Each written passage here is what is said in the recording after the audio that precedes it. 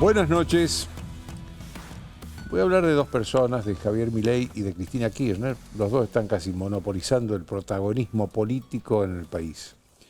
Empecemos por el presidente. El presidente está en Río de Janeiro, en Brasil, por una reunión del G20, que es un grupo de 20 países, supuestamente los 20 países más con las economías más avanzadas del mundo. La Argentina no está entre esos 20 países.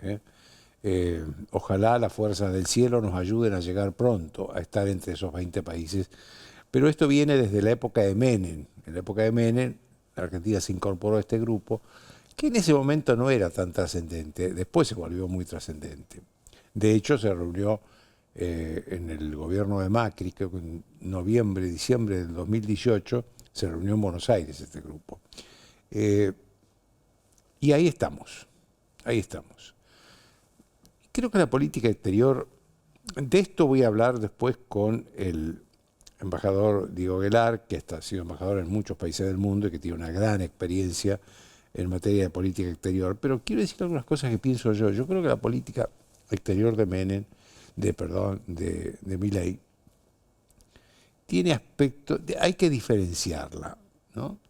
Un aspecto que es positivo. El aspecto más positivo es que sacó al país de esa alianza que la había puesto Néstor Kirchner, Cristina Kirchner, Alberto Fernández, con los regímenes más autoritarios del mundo, Irán, Rusia, Venezuela, Nicaragua, Cuba, y se alejó de los países que fueron los aliados tradicionales de la Argentina. Fíjense ustedes, Alberto Fernández fue invitado muy pocas veces al exterior, pero bueno, él tuvo la pandemia, podrá objetar o pretextar eso, que tuvo la pandemia. Pero Cristina Kirchner, sobre todo en su segundo mandato, casi no fue invitada por ningún país al exterior.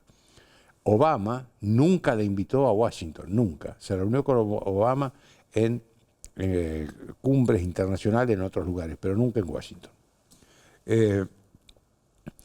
Y Milei llevó la política exterior a las alianzas tradicionales del país, Mercosur, Estados Unidos, Europa y sin duda los países asiáticos que se han convertido en los grandes compradores de las exportaciones argentinas. Ese es el mérito y la buena política de Milei. Después hay una política exterior que es cuestionable,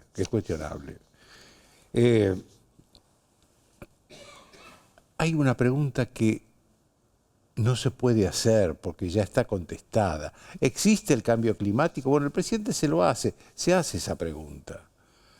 Y sin duda, hace poco en España hubo una tempestad que afectó a zonas de España, sobre todo a Valencia y parte de Andalucía,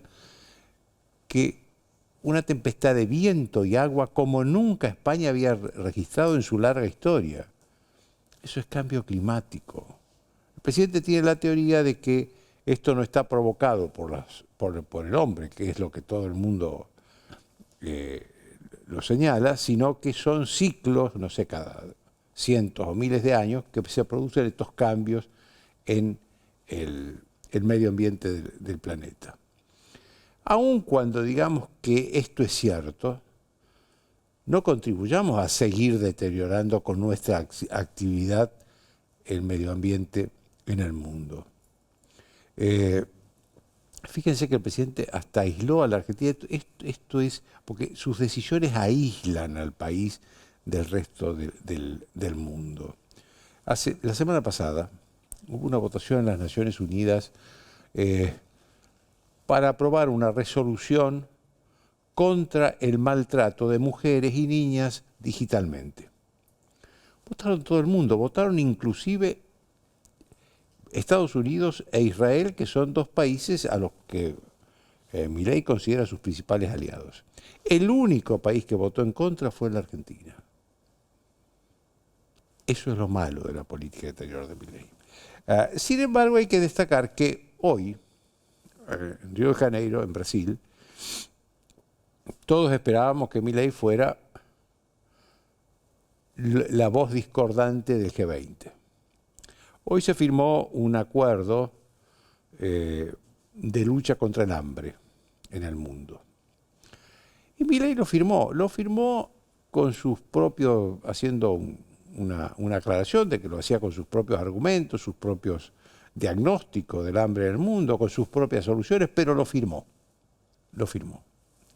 Falta saber todavía qué va a hacer con el cambio climático. Pero yo creo que esto se va a resolver mañana, mañana hasta el mediodía está la cumbre del G20, después cada presidente se va a su país. Pero yo creo que muchos de estos cambios en Milei fueron influenciados por el presidente de Francia, por Emmanuel Macron, que estuvo 2 veces con él el fin de semana. La noche del sábado cenó con su esposa, Brigitte Macron, en Olivos, y el domingo a la mañana estuvo reunido en la Casa de Gobierno. Y Macron es muy sensible a la defensa del medio ambiente y sobre todo a la defensa de los derechos humanos también. Me parece que la influencia de Macron no fue menor en esas largas conversaciones durante 2 días con el presidente argentino. Y esta es la información que me hacen llegar también algunos funcionarios del gobierno. Vamos a Cristina Kirchner. Gran parte de la política se pregunta si Cristina Kirchner va a ser candidata a diputada nacional el próximo año. Y si la Corte, la Justicia, la Corte Suprema no va a resolver antes, no va a ratificar antes la decisión que tomó la Cámara de Casación la semana pasada, que confirmó la condena del Tribunal Oral que la condenó a 6 años de prisión y a inhabilitación perpetua para ejercer cargos públicos. Inhabilitación perpetua para ejercer cargos públicos.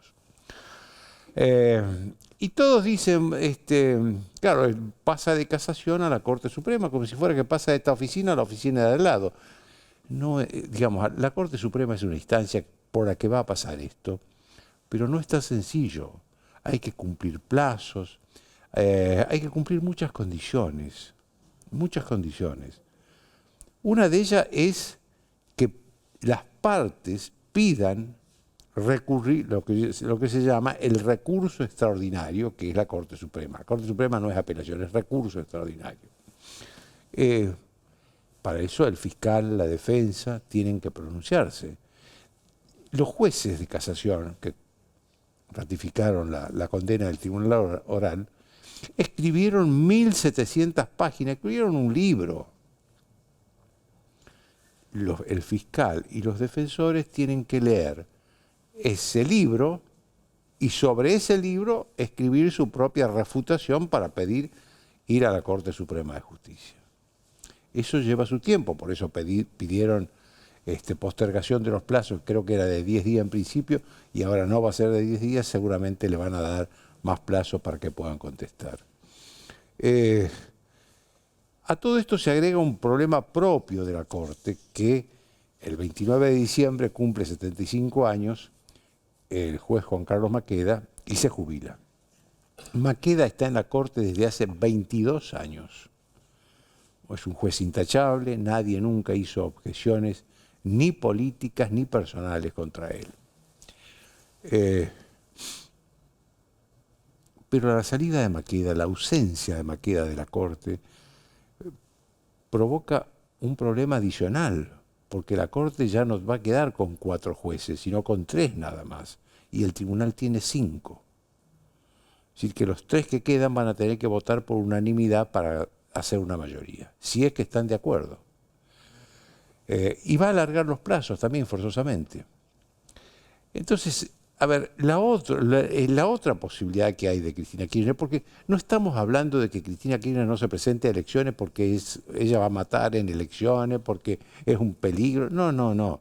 Estamos hablando de que empiece a cumplir la condena que ya le aplicaron 2 instancias de la justicia y la misma.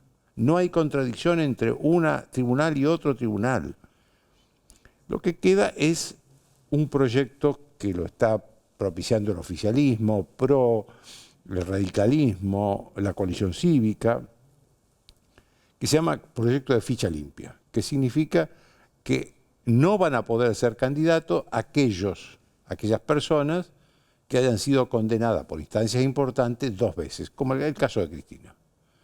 ¿Por qué? Porque si era cualquier persona que tuviera un mínimo proceso, se hace cualquier denuncia sobre una persona y no puede ser candidata. No, 2 personas que hayan pasado por 2 condenas importantes. Esto, si se llegara a aprobar en el Congreso, esta semana lo va a tratar la Cámara de Diputados, pero ya estamos a pocos días de que empiece el receso. El presidente Milei, si quiere ser coherente con lo que dice, va a tener que agregar este tema a la convocatoria de las sesiones extraordinarias, que empiezan a partir de diciembre. De este tema de la ficha limpia voy a hablar con la diputada Silvia Los Penato, que es de PRO, y por lo tanto una de las que sostiene este proyecto, y también con el constitucionalista Daniel Sapsay, para tener una mirada jurídica de lo que está pasando con Cristina Kirchner. Con ellos, después de la pausa. La pausa.